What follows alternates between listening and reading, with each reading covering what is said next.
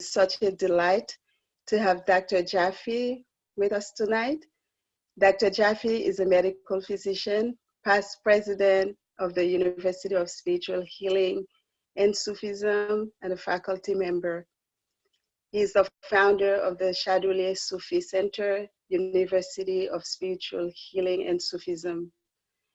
Dr. Jaffe is a selfless Murshid Murabi Ruhi of the Shadoulier Sufi order. He is the most extraordinary Sufi master healer and a spiritual guide pioneering medical spiritual healing, also known as MSH. The integration of Western medicine and spiritual practices to heal diseases and improve health and well-being. As a spiritual teacher and caregiver of the spirit, he brings his unique healing ability to the subtle level of the spirit within his students, his patients, and help them heal from many serious diseases, including some that have been unresponsive to traditional medicine and deemed irreversible or terminal.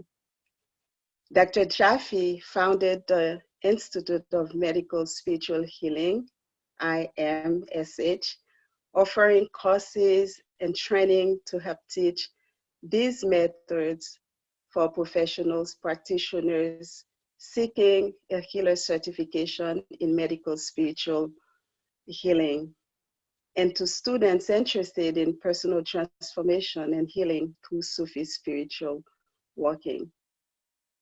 Now, we are happy to have Dr. Jaffe with us.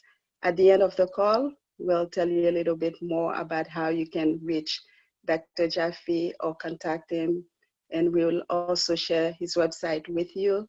So now welcome, Dr. Jaffe, and thank you for being with us tonight.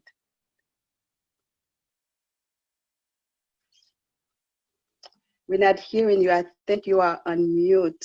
Okay, let me see. Hold on just a moment. You're unmuted. Can you hear me now? No? Okay, one moment. Yeah, I can hear you. Okay. I'm gonna put a headphone on anyway.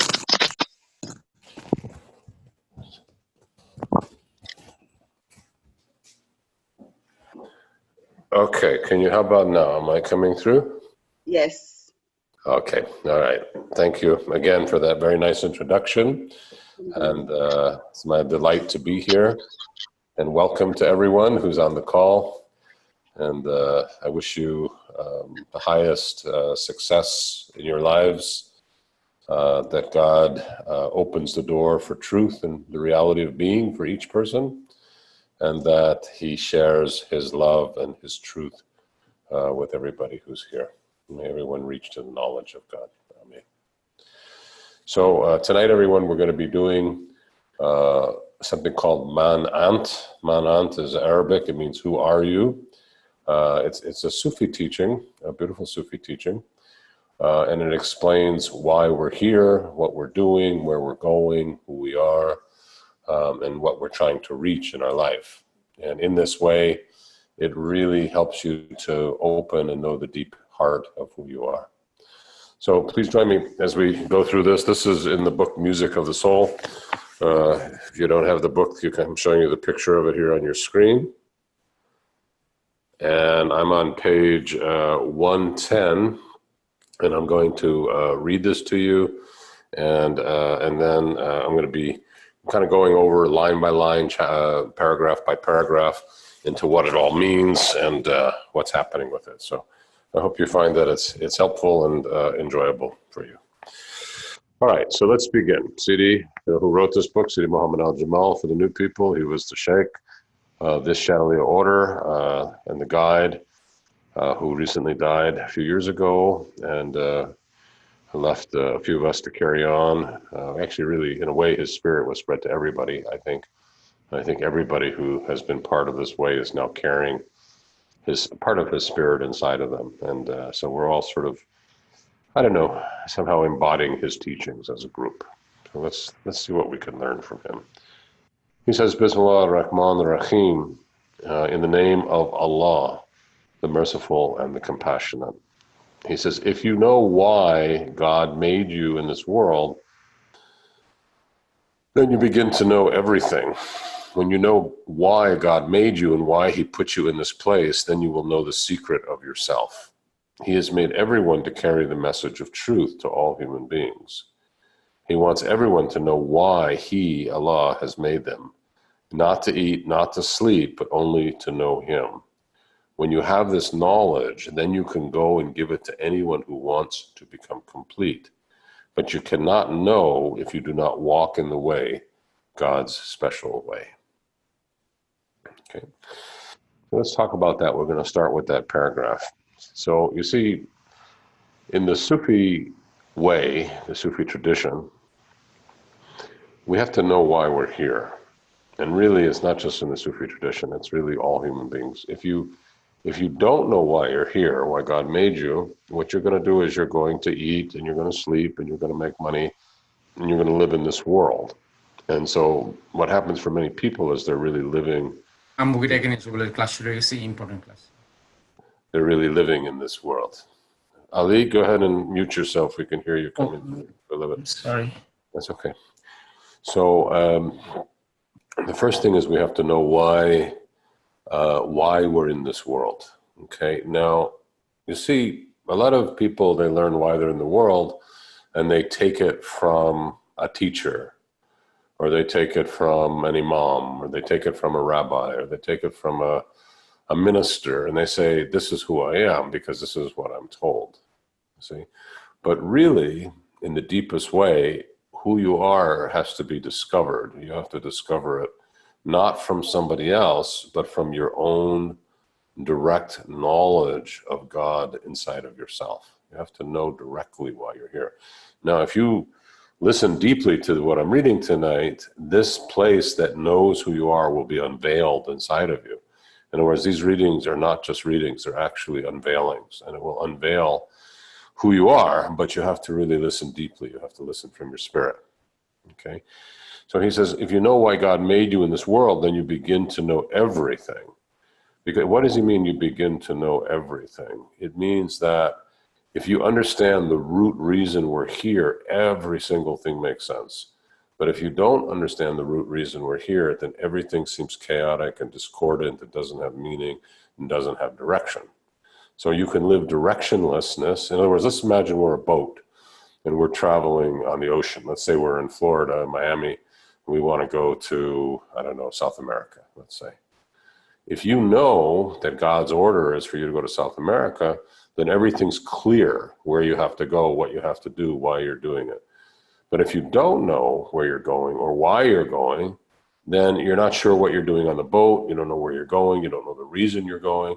Everything is unclear, right? So the more you know about where you're going and why you're going, the clearer your journey is, okay? Now, you can mess up your journey. In other words, if you start to take drugs, you start to drink, you start to get into the world too much, those things are going to place veils over your eyes.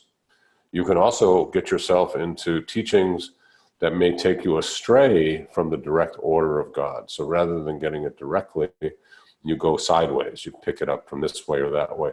And when you do that, you also can get in trouble. So the more that you can know the knowledge directly from yourself, inside yourself, the more you can deeply receive that within yourself, the more you'll really understand why you're here. And this understanding comes from your secret. It's part of, the secret is your spiritual reality. It lives inside your heart. Okay? So we say that there's a heart.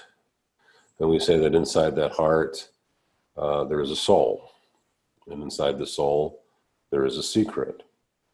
And inside the secret is the seer, or the spirit. And that's where these teachings tonight are coming from. They're coming from the world of the spirit. They're coming from the seer. This is that hidden place inside of you. Okay? So he says, then you begin to know everything. When you know why God made you and why he put you in this place, then you will know the secret of yourself. But you see, The secret of yourself is where the spirit lives, and the secret of yourself is where the spirit tells you why you're here.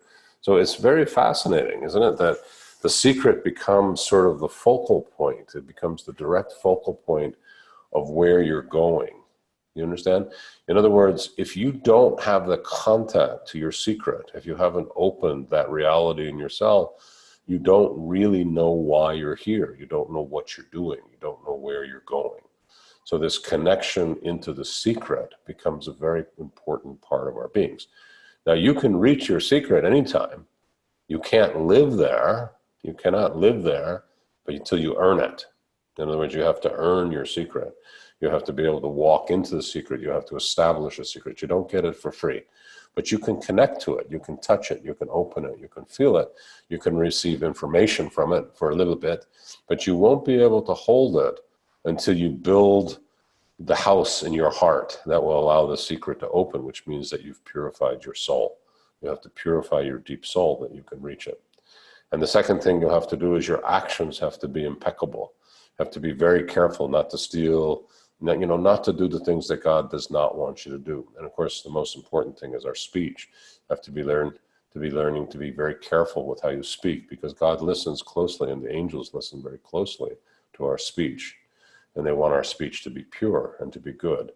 You see, if you listen to things that aren't right, you speak about things that aren't right, this brings clouds into your being, and those clouds will block you. So you have to be very careful about your listening, and you have to be very careful about your speech. The two most important things for the human being, after the major things we talked about, stealing, killing, that kind of thing. But then it's really about your speech and your listening. Okay, so Siddhi says, he has put you, when you know why God made you and why he put you in this place, then you will know the secret of yourself, because in the secret you will find why you're here. You'll understand the order of your creation. He's made everyone to carry the message of the truth to all human beings, you see. And he's actually revealing the secret to you right now. He's telling it to you. So we'll make it clear. When he says, he has made everyone to carry the message of the Haqq. The Haqq is the truth. Okay, and this is for all human beings. So every one of us is meant to carry the message of truth inside of our heart. But to do that, to find that message of truth, you have to completely surrender yourself to God. You have to completely give yourself to God. You have to completely open yourself as you're traveling into the presence of God itself. That's how you know it. That's how you find it. He says he wants everyone to know why he, God, has made them. Not to eat, not to sleep, but only to know him, meaning only to know his truth. When you have this knowledge, then you can go and give the truth to anyone who wants to become complete. But you cannot know if you do not walk in the way, God's special way. What does he mean to become complete? Complete means, in this station, he's talking about the unity. This is the fourth station, that you learn to enter into the station of unity, that you're able to give the love and to give the peace and to give the mercy to everyone, that you're carrying the station of unity inside of your heart. This is the completion that he's talking about. What is unity? Unity is when your heart turns to God and only witnesses the truth of God. It doesn't see anything other than the truth of God. And when you see the truth of God, through the truth of God, God will show you the oneness of everything in creation. He'll show you why everything's here and what it's doing here and why it's here and how it's connected and what its purpose is and what it's doing. And you know what the beauty is, as human beings? It's all been created for us. This is actually so extraordinary that all of it has been created for us, that the entire creation is here for you and for me. It's a creation for us. The animals, the plants, the earth, the buildings, the materials, the clay, the bricks, the crystals, everything, the air, the water, it's all been created for the human being. This is a paradise. And God has given us, the human beings, to be the inheritors of this paradise. It's been made to serve us so that we can know him. And this is the extraordinary secret, is that this paradise is here for us to know the one. So go inside for a moment. I want you to feel that. And as you're doing that, I'm just going to close the door here because someone's making some noise in the background in my home. So just one moment. But I want you to go inside and feel what this secret is, and that this entire existence on earth is here for us. See what that means to you and see what that feels like.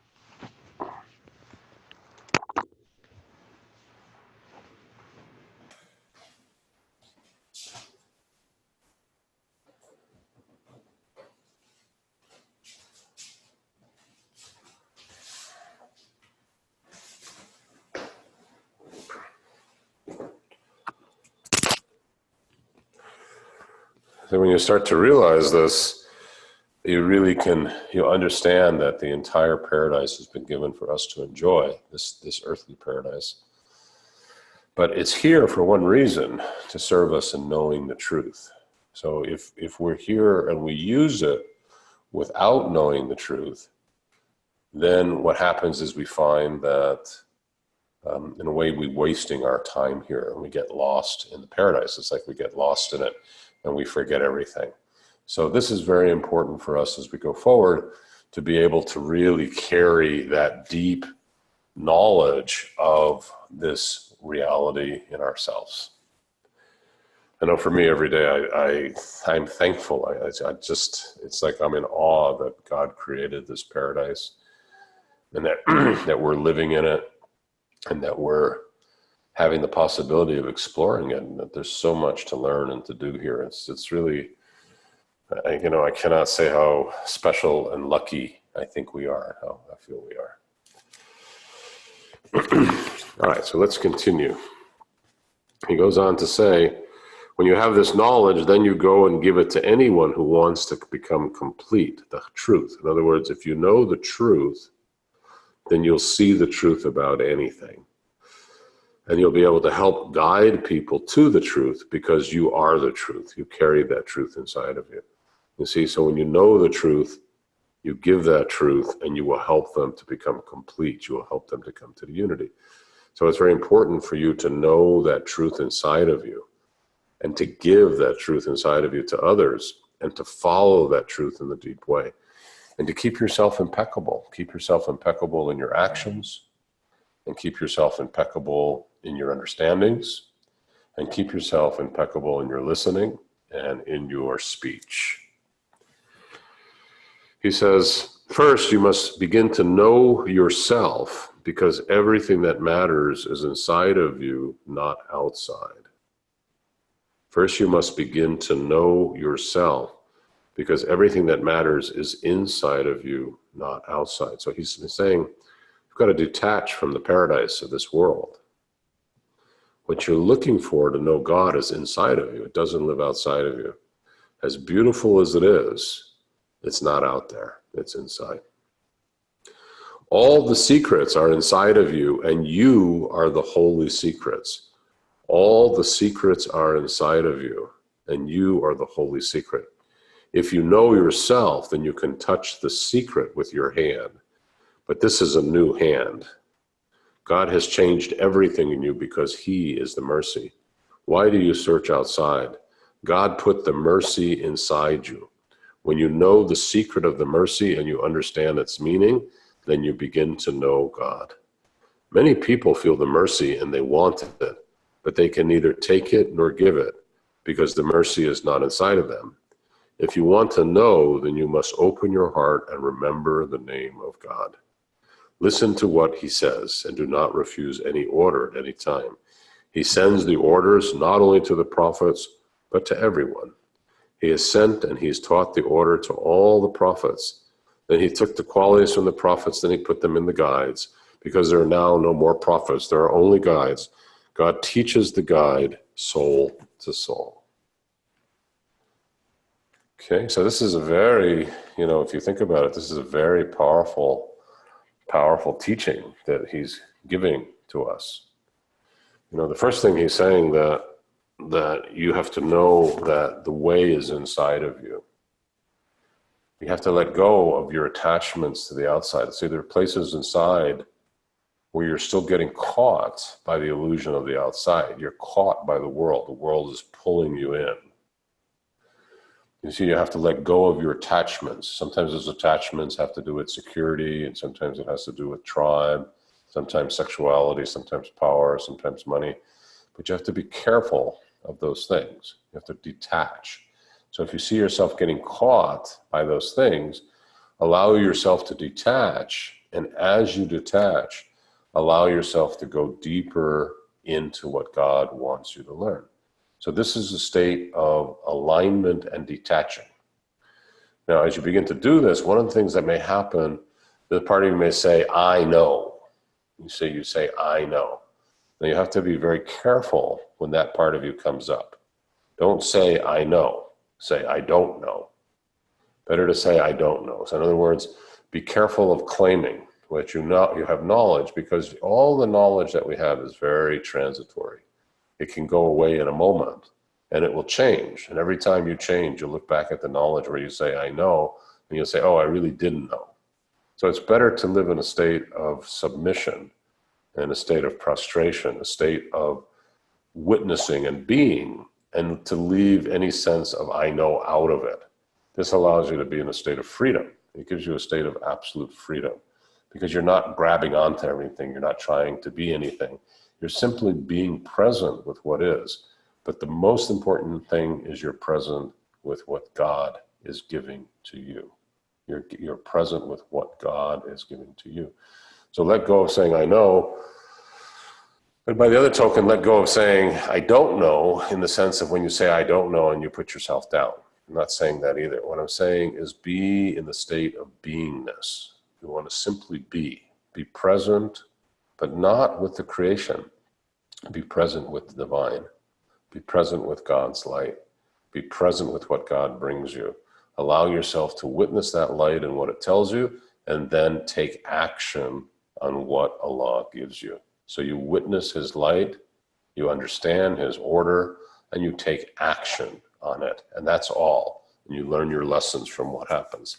That's the beauty of being. That's beingness. You see, it's not about the mind.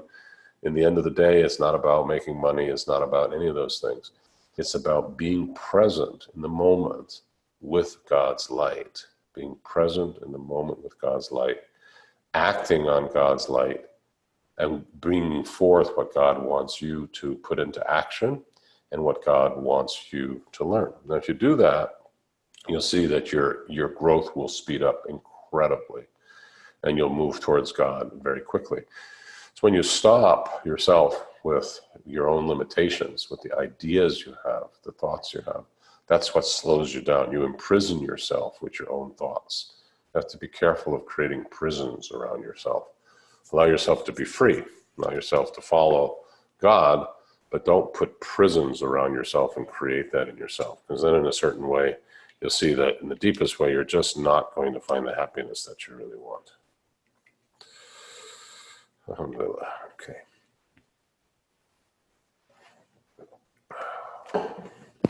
All right, let's continue. So first you must begin to know yourself, because everything that matters is inside you. It's not outside. All the secrets are inside you, and you are the holy secret. If you know yourself, then you can touch the secret with your hand, but this is a new hand. What does he mean, if you know yourself, you can touch the secret with your hand? He means that inside of you is a secret, not the secret that's closed and blocked, but the secret of divine reality that's present inside of you. And when you have it opened inside of you, you can touch it, you can feel it, you can breathe it, you can be with it. You can experience that secret inside you. And the washing and the opening of that secret is actually one of the most beautiful things that a person can do. But then he says God has changed everything in you, because God is the mercy. You see, he talks about the mercy. Why do you search outside for things when God has put the mercy inside of you? So he's saying that everybody wants mercy, because the mercy is what opens the door into divine reality. And the mercy is what forgives us for our mistakes. And the mercy is what moves us in a deep way. So he wants each of us in our way to go forward and to touch the mercy inside of ourselves. Okay? When you do that, you'll see that you are full of love and full of peace and full of beauty and full of kindness inside of yourself. Okay, but remember, you have to not play games with it. Play games with it, what I mean is, don't think about it. Don't try to analyze it. Don't try to make it something of your mind. Mercy is like an ocean or like a waterfall. You have to live in it. You have to bathe in it. But you can't say, oh, well, mercy is this, that, and the other thing. It's more like an experience that brings you the understanding of what is. So you allow yourself to experience. You become the mercy. Okay, so he's saying, know yourself, discover the mercy, go inside. When you know the secret of the mercy and understand its meaning, then you will begin to know God. Why does he say that? Because the mercy is one of the last attributes that people cross through to come back to God. In other words, he says God is Ar-Rahman Ar-Rahim. He's the compassion and the mercy. But at another level, he says mercy is Prophet Muhammad, peace and blessings be upon him. He says mercy is an attribute of the first intellect. It's an attribute that carries the very nature of the pure expression that God created us because of God's mercy. That creation moved forward from mercy. So he says you have to know the mercy to return. When you know the secret of the mercy and you understand its meaning, then you will know God. Many people feel the mercy and they want this mercy, but they cannot take the mercy, nor can they give the mercy because the mercy is not inside of them. You see, you have to really open to take that mercy down inside of you, and you have to return in that mercy to become the mercy, and then you're going to start to get close. If you want to know, then you must open your heart and remember the name of God.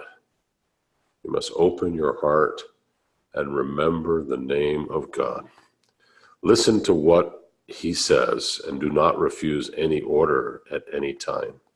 He sends the orders not only to the prophets, but to everyone. He has sent and taught the order to all the prophets. Then he took the qualities from the prophets and he put them in the guides, because there are now no more prophets, only guides. God teaches the guide soul to soul. So Siddhi begins to talk about the orders now, and that you're allowing those orders to move within you. You're bringing the light and the mercy of God to your own heart.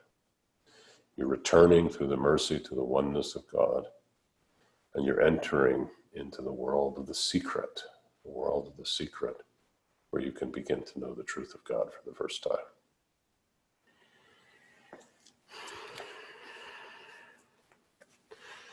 He says,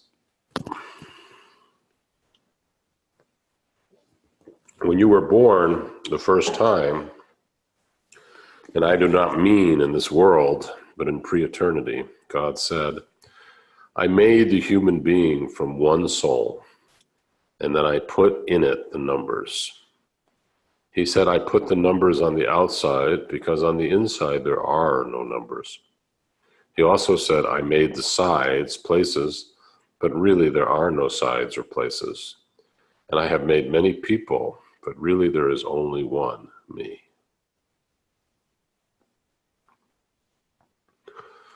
See, this is really the secret. See, he's giving you the secret of the mercy. He's showing you the secret of the secret, which is that there's only oneness and that we're all made from the same soul. Okay?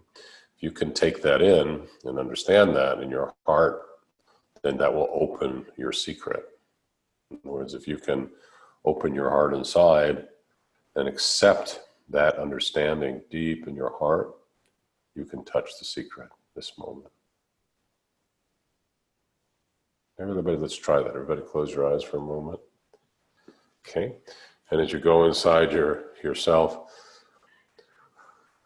I want you to see if you can open to touch the statement that there's only one soul, that God created one soul. That's the Spirit.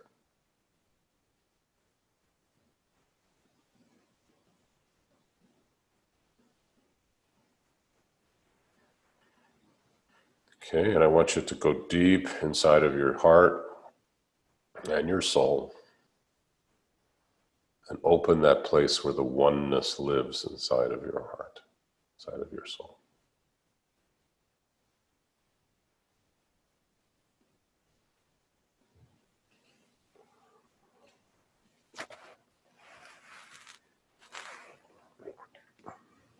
Okay. Now you're in that state of oneness. Now you're touching it. Can you feel it? It's like a pure light. It's whole. It's complete. It carries everything.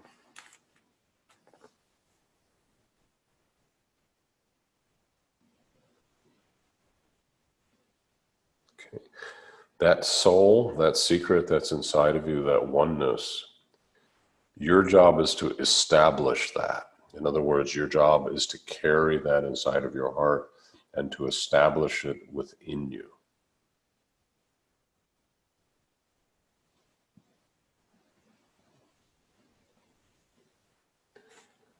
Okay, what does it mean to establish? Establish means to build it. You have to build it. You have to build it inside of your being.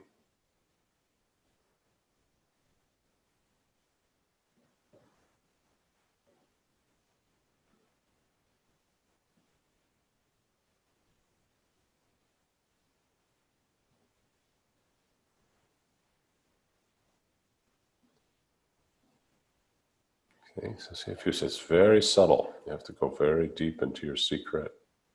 You can experience the oneness.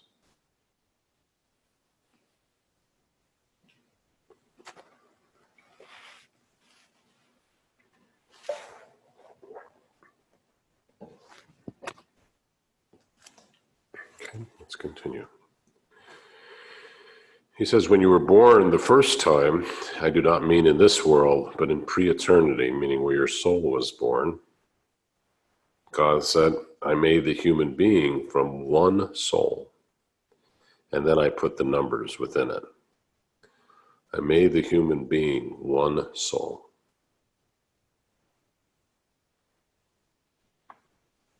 I made the human being one soul.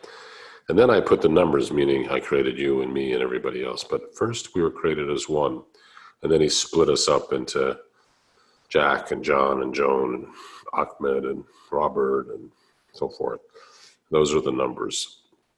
He put the numbers on the outside because really on the inside there are no numbers. He said, I've made sides, places, but really there are no sides. And I have made many people, but really there is only one person, and that's me, Allah.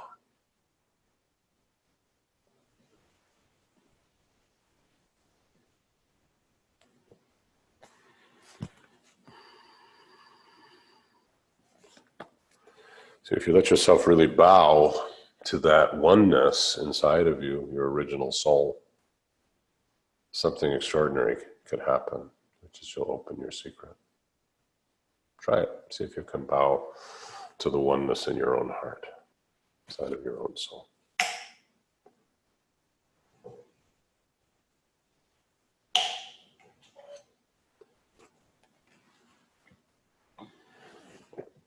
You have to prostrate even deeper, like really prostrate yourself.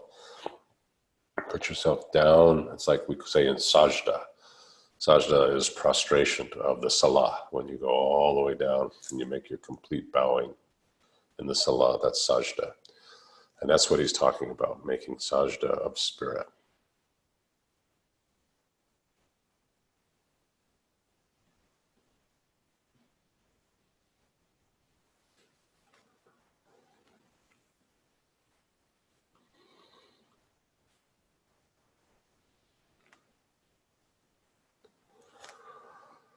Okay, remember when you bow to Allah, you can't be looking to the left or to the right. Don't look at the world, don't look at what's going on. You've got to bow yourself completely straight down in sajda to the one.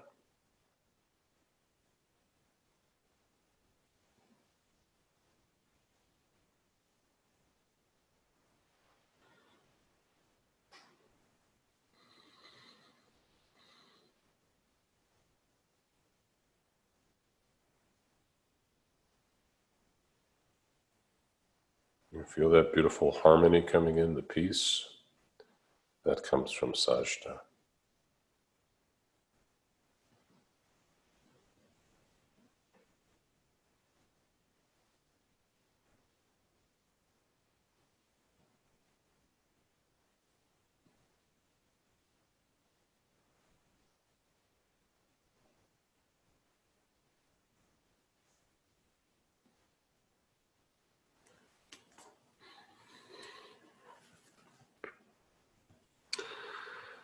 And Siddhi says, you are Adam, meaning when you're in sajda, you are Adam, the same Adam as when God made the first picture.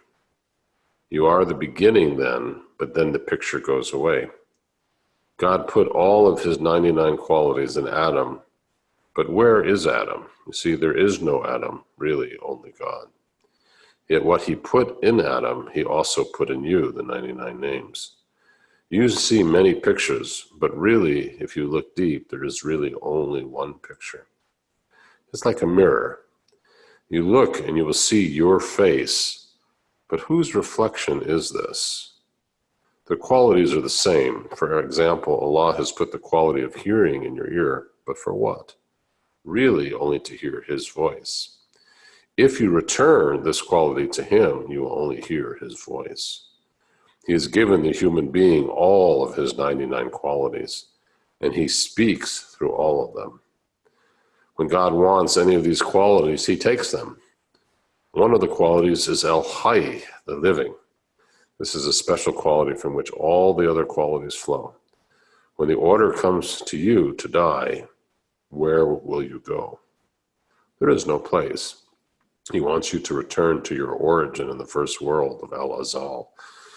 He wants you to return to him. Okay, so Siddhi's now taking us a little deeper because he's trying to clarify to us about the qualities.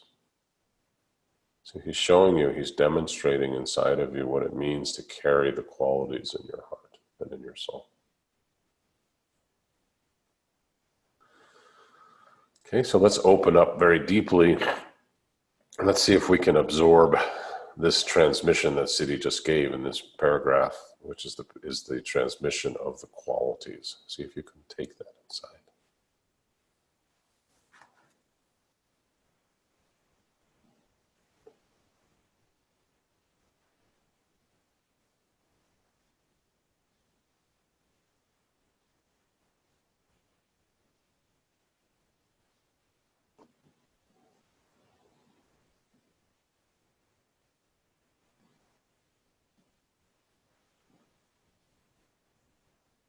So everybody open your heart very deep, very, very deep.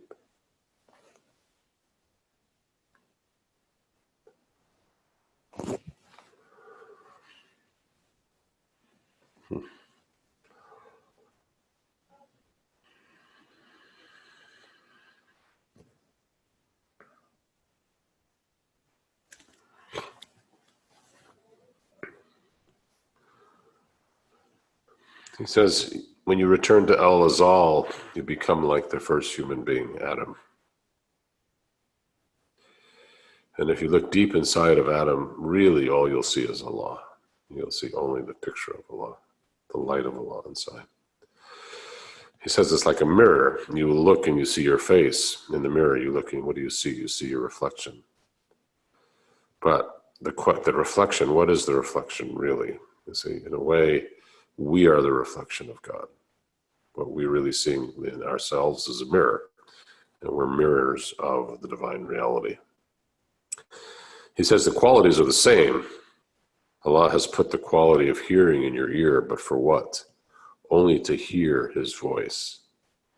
Allah has put the quality of hearing in your ear, but for what? Only to hear his voice. Return this quality to him. What does it mean, return the quality to him?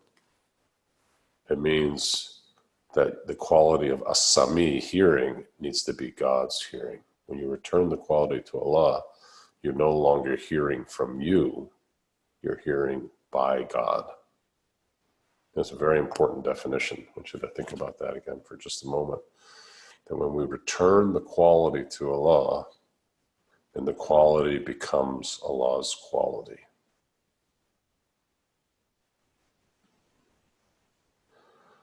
So when you return your hearing, right now you hear on the outer, right? And you hear on the inner, but your hearing is clouded by yourself. But when you clean your hearing and you return the quality asami back to God, then it's no longer your hearing or your clouds. It becomes God's hearing and God's clarity. And that's what Siddhi's saying. You have to return all of your qualities back to Allah. You have to make them His hearing, His sight, His knowing, His wisdom, His purity, His love. Then you've returned all your qualities back to God.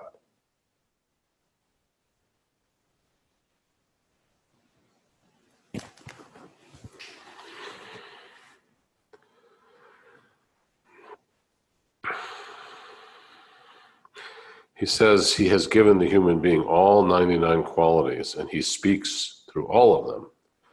And then he talks about al-Hayy, the living. He said this is one of the first qualities because you're given life. And from the life, all the other qualities come into you. So life is one of the first qualities of your creation, because from it, then everything else comes. He says you see all the qualities in every person, but really, these qualities are a veil for him. If you see a quality that is different from the name, then you are not looking from the truth. Every quality is the same as the name. If you say, this is my quality, then you're wrong. No quality is yours. But if you find the real meaning of this quality and you know where it came from, then I say that when you leave this world, you do not die. Okay, so what's he saying? He's saying that right now, because your listening's from yourself, that when you die, you're not going to take that self with you.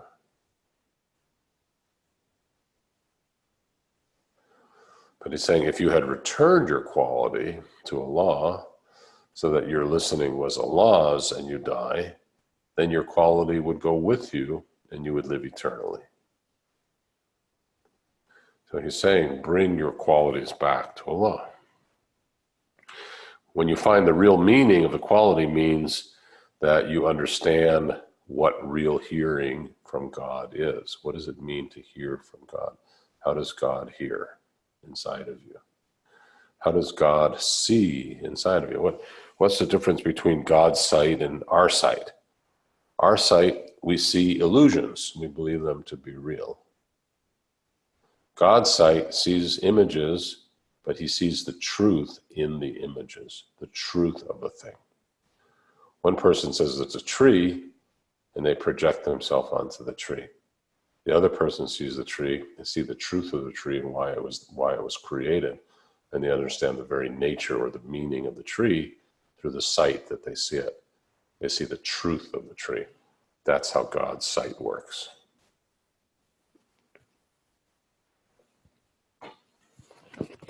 Okay. If you find the real meaning of this quality and you know where it is from, then I say that when you leave this world, you do not die.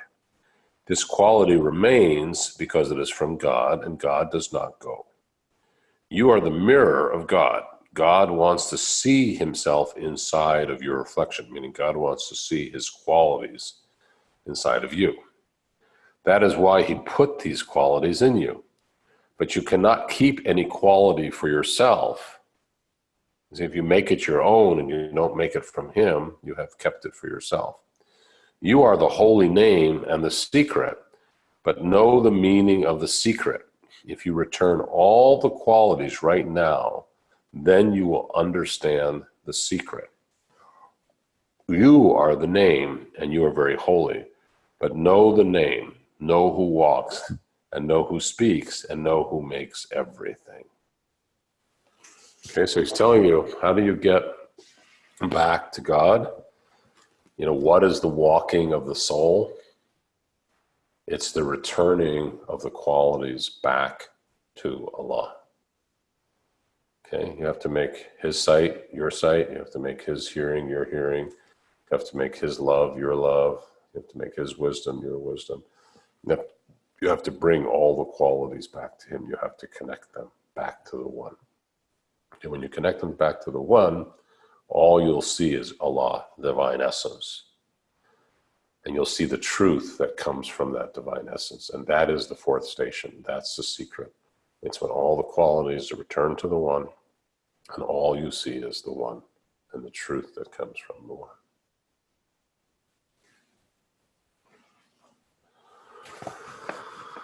So every material thing that you see in this world, like radio and television, for example, would be entirely different if you came here in 1,000 years. This is by God's hand, because God wants to speak to you through these things. So when you use these things, know who is speaking with you. This is the voice of God who speaks on the radio or television. Where is the voice that inspires the people to make these things? One may think this is from the mind. I made it. Yet God put the secret in everything, and he wants everyone to see it.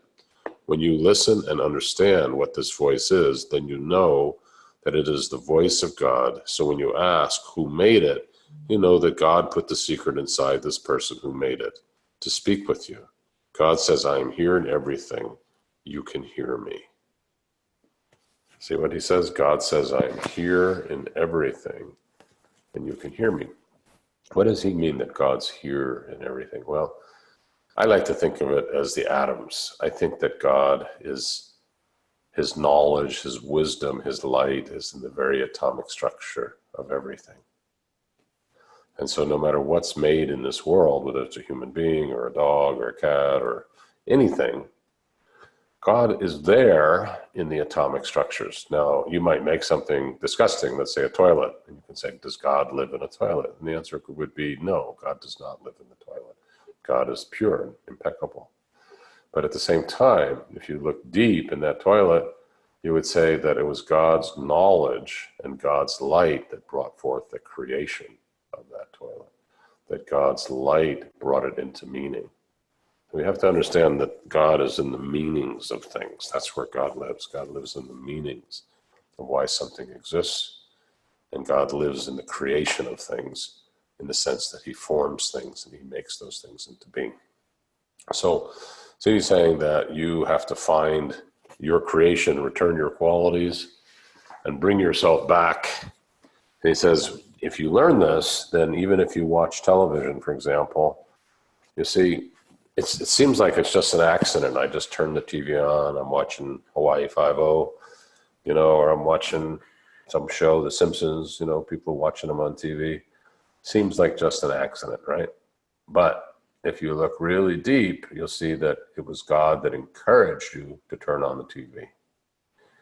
And that it was God that was actually speaking through the creator who created the episode. And that episode has something to do with you.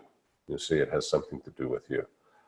And if you listen deeply and you look, you see, God could speak to the same words exactly. He might be saying something like, some of the characters on the TV is saying something, but you see, what's really being said is from God, and God is more like rain. So when God says, do this or do that, every person who hears it, they actually hear the truth coming to them directly. So God might be speaking through Meryl Streep, on some show on the TV, and she's making a statement. But you know what? That statement that comes from God will touch you and will awaken in you something directly because it moves from God to you.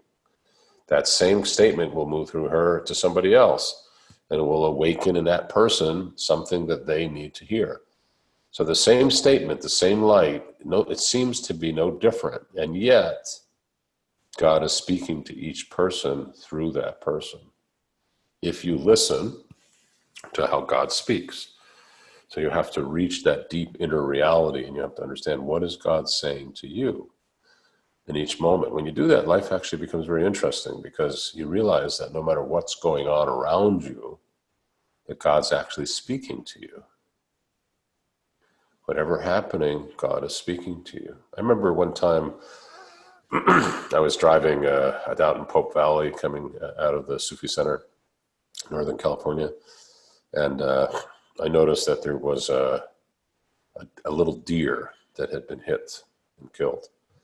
and it was on the side of the road. It was small, it was like a little baby. And I looked at it, and it kind of shocked me because, it's always hard when you see, small things, young things die. I think there's something about it that sort of shakes the heart. So I looked at that deer and I thought to myself, oh, Allah, you give and you take, and you're the giver of life and you're the giver of death. And you've taken this poor little deer, but I know you have a message for me in this deer. And I said, what is your message to me? Because I know that you can speak to me through the death of this deer. And I listened, I turned and I opened the ears of my heart to God's light. And I said, God, what are you saying about this deer? And I heard this deer is a reflection of your daughter, your youngest daughter. And I said, yes, but my daughter is alive. I said, are you planning to take my daughter? He said, no. What I heard was that your daughter in a way is dying like this deer. And I said, why? How is my daughter dying like this deer? And the answer came that as the deer got hit by an unconscious human being driving a car, that people are hitting your daughter in an unconscious way, and that you're being unconscious by not seeing it and not protecting her. So I prayed about it, and I realized I had to go to the school and I had to talk. So I went to my daughter first and I said, what's going on at school? And she said, yes, there's a whole team of bullies and they're bullying everybody. And even the teacher's bullying everybody, and everybody's become a bully. It's like the school has become a school of bullies. So I went to the teacher and I spoke to the teacher, and the teacher started to bully me. The principal started to bully me, started to put me down, started to try to dominate me.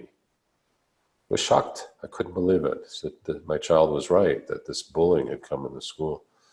So I made a decision. I went to the next board meeting, and I spoke about bullying and how it was coming. They needed to stop it. And I didn't make anybody wrong, but I said it's important. It comes from the top, from the principal, from the school district, that it needs to stop. And they did listen. And within about 3-4 weeks, all the bullying in the school stopped. So you see how Allah was speaking through that little tiny deer that had been killed on the road, because he was really giving a message, but you have to listen deeply to get to those messages. You have to listen to Allah. You have to listen to what he says so that you know. Excuse me. Okay. So he says, God put his light in every picture, meaning that deer is a picture. You can see it, right? It makes it a picture. When you erase the outer picture and you look with the eye of your soul, and you look from the inside of yourself to the inside of the picture, you will find the answer. But first, you need to break your tomb. You need to break your body and to break your soul. If you do not break your tomb, then you've wasted your time. If you do not break your tomb, you cannot wake up. When I say break, what I mean is clean. Make all the qualities in your body pure. Be the slave for God.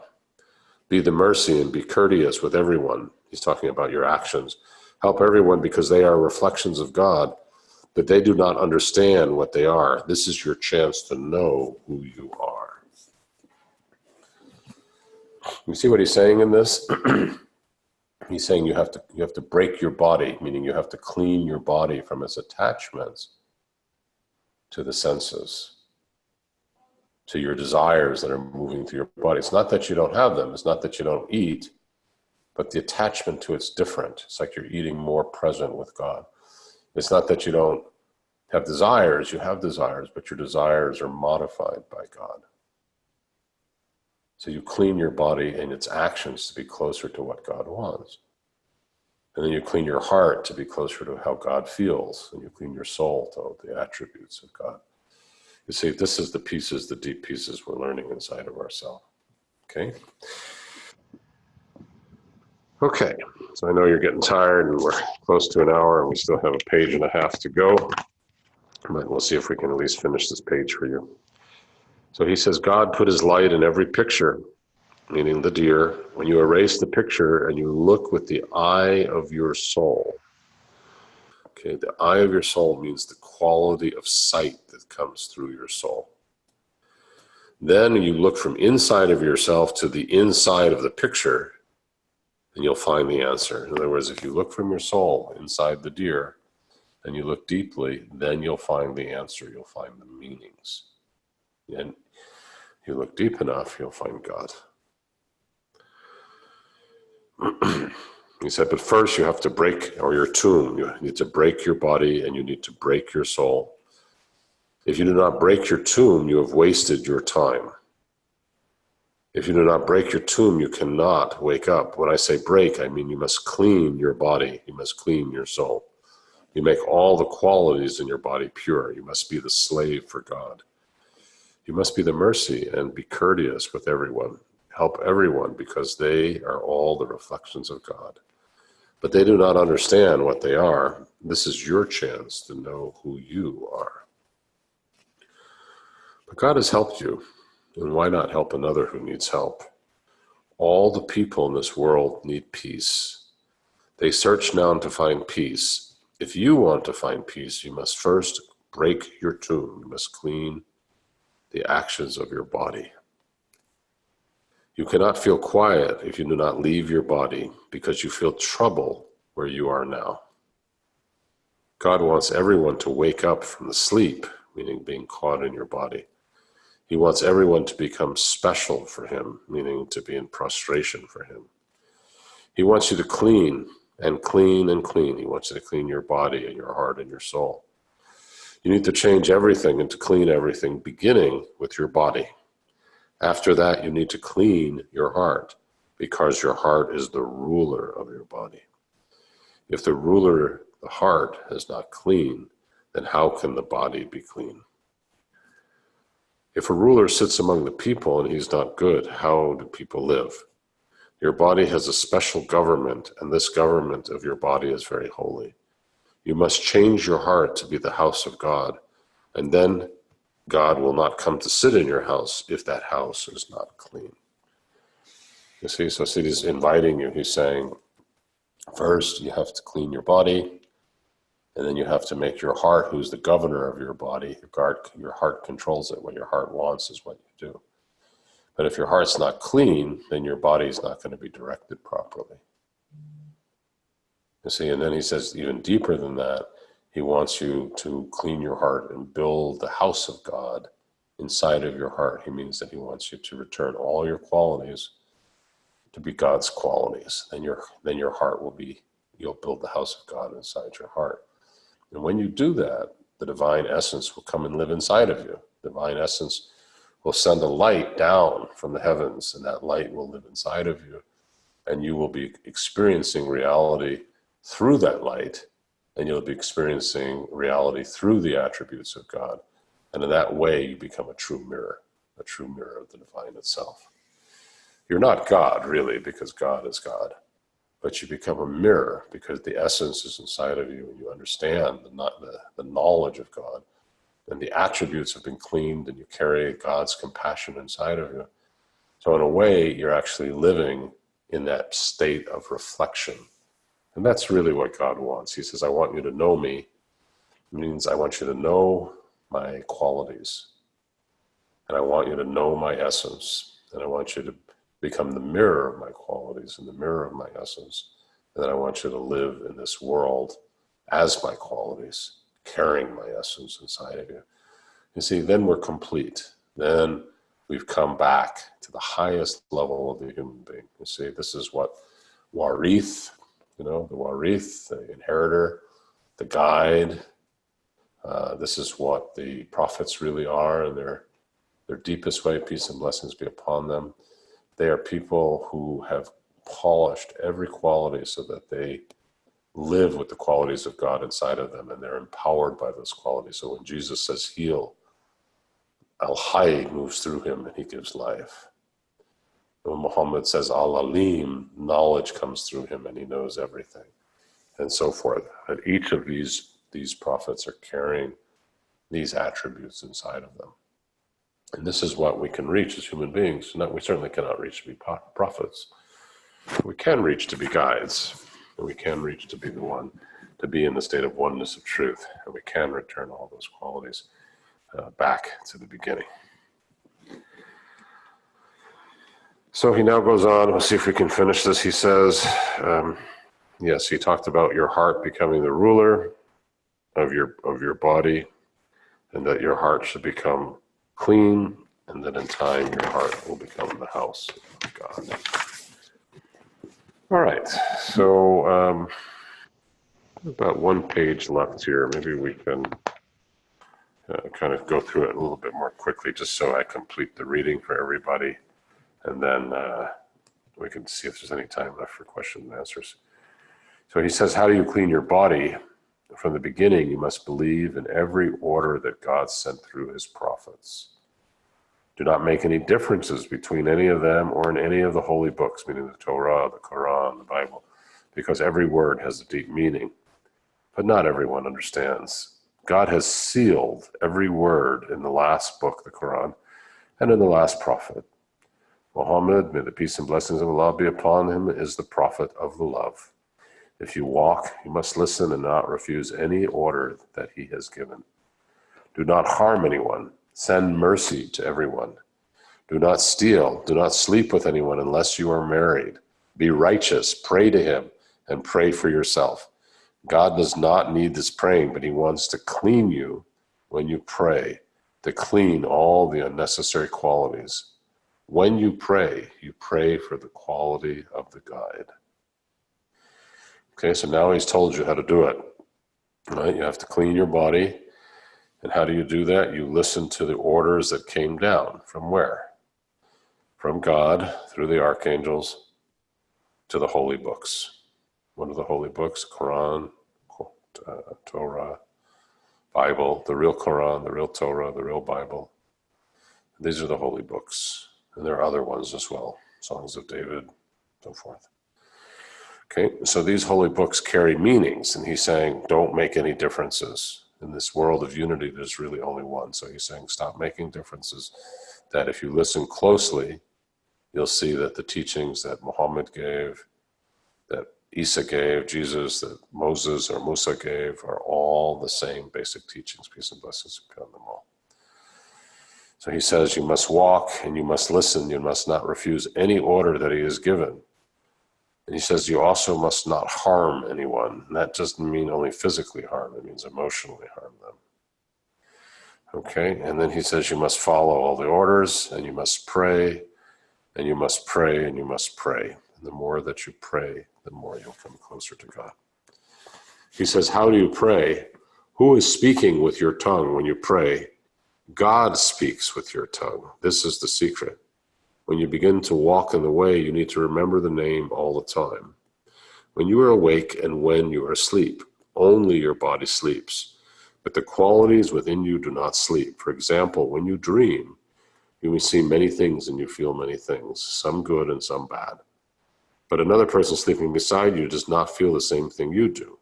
When you dream, sometimes you live in the garden and sometimes in the fire. But do you? Not really. This is what it is like in this life. Why does the person sleeping beside you not feel what you feel? Because your soul is not in your body. Your soul is free and travels fast and far. What is the meaning of this? This is the secret. But Allah wants to show you some of the secret. Sometimes you're sitting here and in one moment your soul travels to Holland or somewhere else. When you give everything and you're beginning to know, then he can give everything to you in one moment. So give. But what do you have to give? You have nothing. Yet he says, give to me. What he really wants from you is for you to be special for him, to be in prostration to him, to be clean and to be a slave. This is the real life, to be special for him. And there is no life like this life if you reach to know God.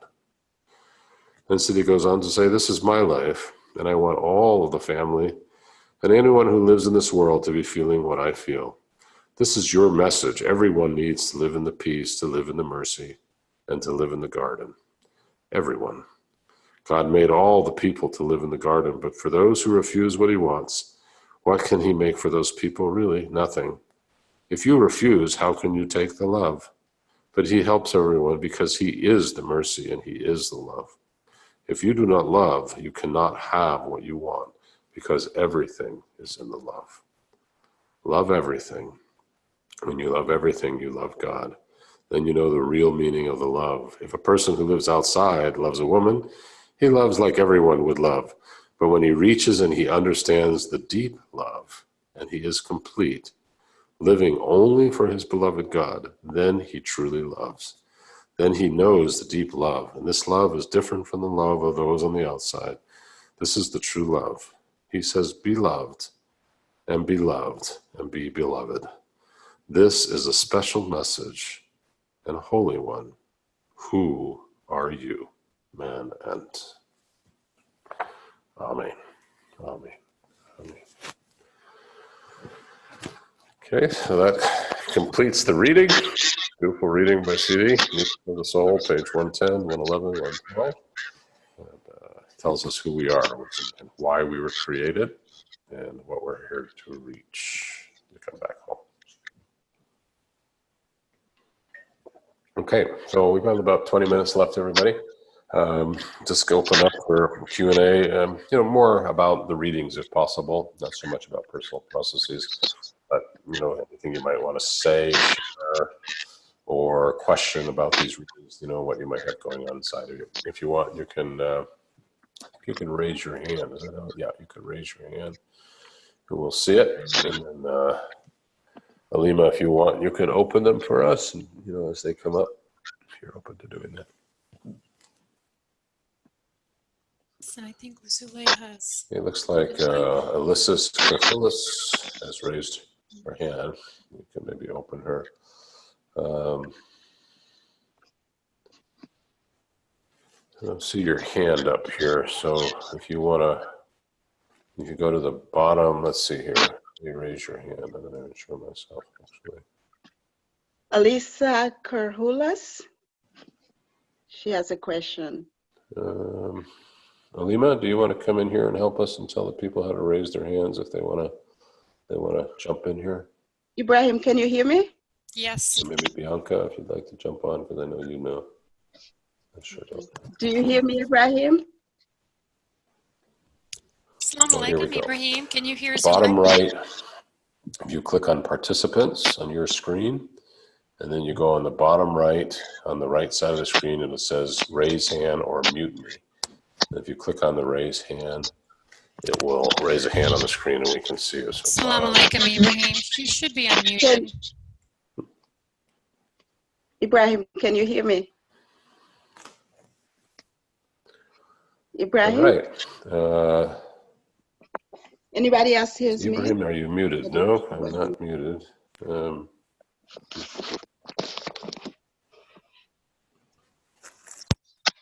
Salam alaikum, Ibrahim. Can you hear me? Yes, can you hear me? Okay, now I do. Wonderful. So there are two people who want to ask questions. One of them is Alisa Kerhulas. Okay. Salam alaikum. It's Amina. Alaikum salam. This is an incredibly rich teaching, and the thing I got was, well, one thing as a writer, like you were talking about how God has put, TV and radio and all these ways of hearing God's voice. And is there a prayer that I could do that would improve my writing to be delivering Allah's message, clearly? And I mean, I try to do that now, but I wonder if there is a way I can do it more and be really clear and pure with it. Yeah. I think, Amina, the answer is, first of all, when you're writing,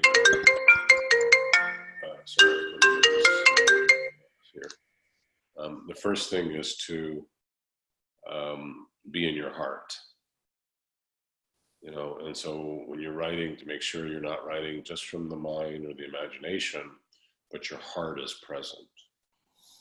And then the second thing, if you can bow your heart to Allah and sajda, you prostrate your heart, then God's light will come from the secret, the hakika. The truth will come from the secret, and it'll flow into your heart like a connection, like you'll make a connection to that pure light. And then when you're writing, rather than the writing being really from you, it'll really be from Allah. So it'll be really Allah writing through you. And of course, that's the highest when He writes through you. But for that, you have to stay in that state of prostration. Meaning, if you lift when you're prostrated, you're saying, Allah, what do you want me to write? When you lift yourself up, you say, what am I going to write? Allah, what do you want me to write? You lift yourself up, you say, what is it I want? What do I want to write? You see, when you write from the I, it's incomplete. But when you write from what Allah wants you to write, now you're writing pure light. Your writing will be much purer, and your voice of God within it will be much stronger. Is that helpful, Amina, a little bit? Yes. Yes, thank you. Okay, thank you. Okay. Assalamu alaikum. Salam, who's that? I just wanted to ask, how do you raise your hand on the phone? If you go to participants, so you click on participants at the bottom of your screen. No, on the phone. Just go. On the phone. I'm not on the screen. Just go ahead and do just like you're doing, beloved. Does anybody know that the one of you is like that? Do you know how they? Salam alaikum, Ibrahim. No, the beloveds on the phone just need to do just what she did. Go ahead and chime in, inshallah. I think you're breaking up pretty badly. Can you say it again, but kind of slowly, because it's hard to hear you.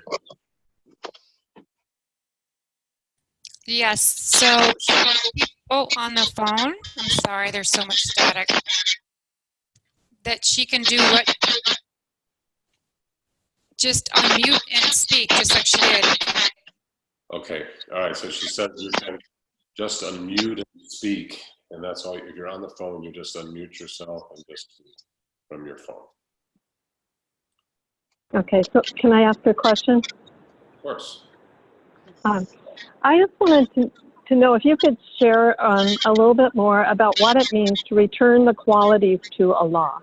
Like, how do you do that? Do you just do it through doing dhikr, or how do you return the qualities? Yeah, that's a very, very good question. The question, everybody, is how do you return the qualities back to Allah? Now, for me, there's a number of ways to do it. One of them is feeling, one of them is seeing, and one of them is knowing, right?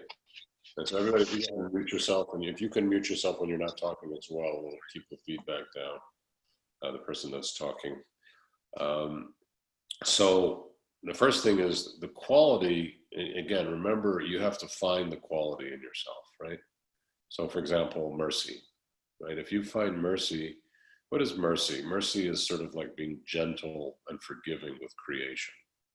It's like when creation does something not right, the mercy forgives it. You know, like your child does something wrong, you know, you feel it, but you know it's not right, but somehow in your heart, you still forgive them because they're your child. You're merciful for them. And they make mistakes.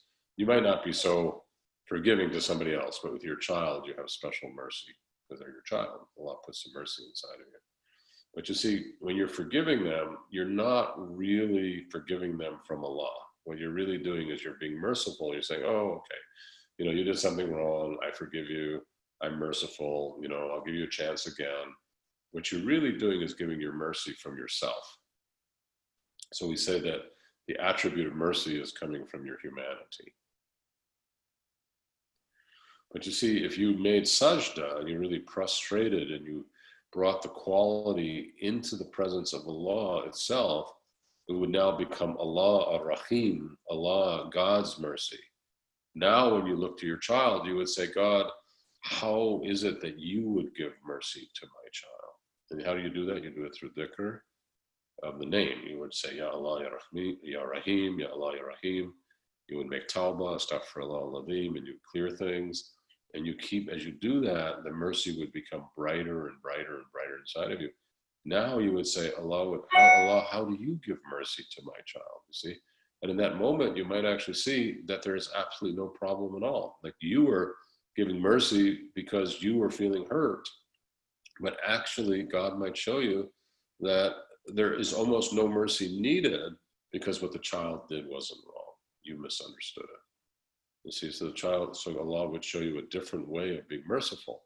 And if he did give the mercy, it'd be very pure. He would say, I return the mercy. When God gave the mercy to your child would become more beautiful. Your child would become more beautified by divine mercy. That's the station of mercy. So you see, you bring the quality back by bowing to the quality, remembering the name of the quality, making tawbah. You can say astaghfirullah al-azim, ask for forgiveness from God, the azim, but you can also say astaghfirullah al-rahim, I ask for forgiveness from God, the merciful. You see, azim is the kind of the most powerful one, so it's the most generic one, but you can also ask for it directly from the quality itself. Okay, so these are some of the ways you can open mercy inside of it. Did I answer your question? I don't know. Yeah. Yes, that was great. Thank you very much. Okay, good. Thank you. Okay, Zulaikha, anybody There's else? a question from Ali Fakir. Ali Fakir. Okay, Ali, how are you? Alhamdulillah, assalamu alaikum. How are you? Good to hear your voice. You too. My question is, what would be a quick way to purify the heart, purify my heart? Because I feel I don't have a lot of time. Yeah. So I think like early morning, waking up and do the zikr and the practices. I think it's one of the best. And is there anything else like that'll get me quicker to Allah? Again, remember, Ali, if you don't have the time, you know, like what you said, the best thing to do is get up in the last third of the night and do your dhikr then. You ask for forgiveness then, your purification. I don't know what the exact numbers are, but my guess is that if you said Allah one time or astaghfirullah one time during the day, that if you got up at that last third of the night and you said astaghfirullah, it would be like, I don't know, 50 to 100 times. So that every time you say it in that last third of the night, you're getting 50 to 100 times more, I don't know what, you accumulate more barakah at that time of the night. So if you're short on time, you're better to get up, because in 1 hour you say, most people in an hour, they can say astaghfirullah maybe 1,000 times, or they say Allah 1,000 times. That's kind of the average. But you do it during the day, you get the barakah of 1,000 times, the blessings of 1,000 times. But you do it in that time of the night, maybe you get the blessings of 50,000 or 100,000 times. So that's why it's so special. So you want to get up in the night, use that time, you'll get the most movement in your change. Now, if you can't, there are other times of the day which are holy. What are those times? Around the prayer times. Anytime around the prayer when you pray is a holy time. Especially in the morning when you have Fajr, the light goes down from Allah. Allah sends the orders down with first light. So in that time when the light is coming down at Fajr, which is at the first light that comes in, then that's a very holy time. When is another very holy time? When the orders go up. At the time of Maghrib, when the sun sets, God takes up everything that happened to you in the day. It goes up at that moment. It goes up, and it goes up through. It actually goes up from, not only that moment, it actually goes up from the previous night. So you get the night and the day all go up. But in that time, it's also very holy. So that's another very holy time when you make astaghfirullah and you say Allah, Allah, you get great barakah. In any time of the prayers, after you pray, very important times. When don't you want to pray? In the twilight zones. When the twilight times are not the best time. Once the twilight starts to come in and it starts to, darken up and it starts to become twilight, that's actually not the time that it's almost like the tide is going out at that time. So that's the time You can pray, you can read things. It's a good time to read Quran. It's a good time to read Torah, Bible, things that you might want to read. But it's not the best time to do your remembrance. The tide is going out. It's a very difficult time of day. It's really a time of protection. It's a time because Prophet Muhammad, peace and blessings be upon him, said, if you saw what I saw at the times of twilight, you would not go outside. Meaning if you knew what the jinn were doing and what were happening, you would not go outside during those times. So it's interesting, it's a very beautiful time, the sunsets and everything, but then that twilight comes in, and that's that time that actually you really want to be, in a way, reading and protecting and keeping yourself safe. Okay, Ali, I hope that helps a little bit. Yeah. Thank you. Yeah. Assalamu alaikum. Okay, Zuleika, is anybody else, or pretty much Let's see. There's nobody else. No. Okay. Anybody else has questions for Ibrahim? Oh, I guess no. All right. Well, I think then Well, we're complete. Yeah. We thank you so much, Ibrahim, for sharing with us a real taste of the knowledge, the love, such an ocean of wisdom. We are very grateful and thankful to you. And if you would like to share with everyone how to learn more about you, you're more than welcome to do that. But if you want me to share your website and phone number, I could do that too. Yeah, I'd be happy to share a little bit, and then if you'd like to give them the website, that would be great. Wonderful. Okay. Yeah. So everyone, as you probably know, University of Spiritual Healing and Sufism, USHS, has merged into a new program called the University of Sufism. And shortly, the University USHS will be closing, and the programs will be transferred over to University of Sufism, where they will continue under that program. And that program is now happening in Florida. We're doing it down in Safety Harbor, which is near Tampa. And the second year, the first, second, third, fourth year, all those programs will continue, but they'll continue under University of Sufism. And the idea of University of Sufism is to bring the Sufi teachings out to the whole world. And we're doing that through programs and online and through much more reaching out worldwide to bring Siddhi's message of peace, love, mercy, justice, and freedom, and to fly the flag of unity over millions of homes throughout the whole world. So we're trying to bring this message out. And what's the message really? It's knowing Allah. It's knowing Allah directly inside of yourself and being able to receive the guidance from Allah itself. Okay, so that's the first thing. And secondly, for me, and I'm getting a lot of background noise. I'm not sure where it's coming from, but maybe let me check. The second thing is we've established the Institute of Medical Spiritual Healing, which will be going through a name change. We've just found out that the attorneys tell us that people could be considered practicing medicine without a license if they say medical. So we're going to change the name shortly. We haven't found the new name yet, but we're going to be teaching the Sufi spiritual healing for healing, just people's problems and purification to go to know Allah. But we're also teaching it for people who are sick, and we're teaching it to people who are working with doctors and hospitals and things like that, so that it can go into the medical system. So that's a second component of the teachings. And if you feel that you'd like to learn purification of your heart, which I think is the number one thing, first you learn right actions, and then you learn purification. We also call that tarika, purification, and then you learn the real deep teachings.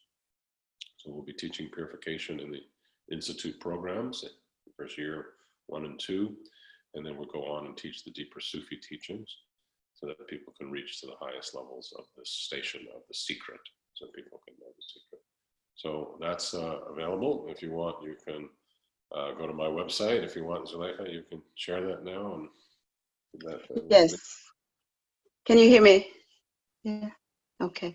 So the website is www.drjaffemd.com. So it's Dr. DrJaffe.MD.com. And the phone number is 888-237-5233. Thank you very much. 888-237-5233. It will be on the recording, so if you didn't get a chance to write it down, we will be making the recordings available. Last week recording is also available for downloading on YouTube, and you could also watch it on Unity Peace Prayer website.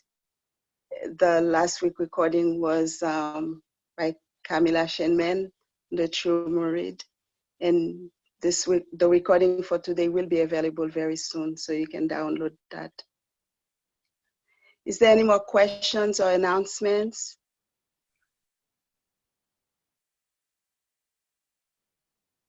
No. Okay, so we're going to conclude our call for tonight, and we thank you on behalf of Unity Peace Prayer, Board of Directors and members, volunteers. Dr. Jaffe, we thank you so much for joining us tonight, and we're looking forward to seeing you again next week. Thank you. Thank you very much. Okay, salam alaikum, everyone. Peace and blessings be upon you. And thank you, Walaikum Unity. salam. Alaikum salam. Thank you. Thank you. Walaikum assalam. Night, everyone. Salam. Good night. Bye. Thank you.